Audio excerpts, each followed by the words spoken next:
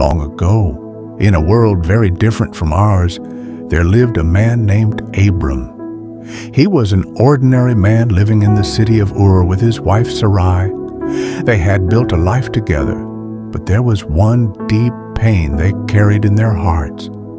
They had no children.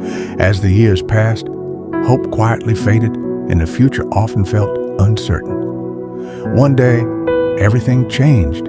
God spoke to Abram and gave him a call that required great faith. God told him to leave his country, his people, and his father's household, and go to a land that God would show him. Along with this command came an extraordinary promise. God said he would make Abram into a great nation, bless him, and make his name great.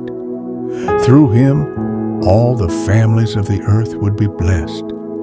Abram did not know where he was going. He had no map, no clear plan, and no guarantees, only God's word. Yet Abram chose to trust God. He gathered his belongings, took Sarai with him, and began a journey into the unknown. That single step of obedience marked the beginning of a powerful relationship between Abram and God. As Abram traveled through the land of Canaan, God appeared to him again and promised, "To your offspring I will give this land." Abram looked around, but there was a painful problem. He and Sarai were growing older, and they still had no child. The promise of becoming a great nation seemed impossible. Years passed, and the waiting became harder. Abram wondered how God's promise could ever come true. One night, God took Abram outside and told him to look up at the sky.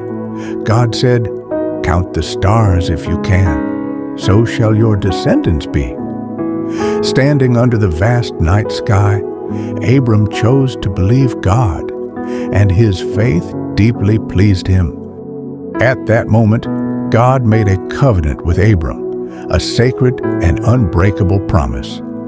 God promised that Abram would become the father of many nations.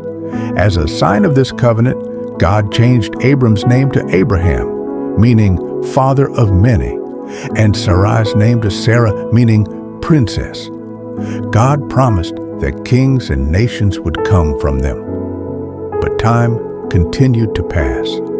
Abraham grew very old, and Sarah was far beyond the age of having children. When God told Abraham that Sarah would give birth to a son, Abraham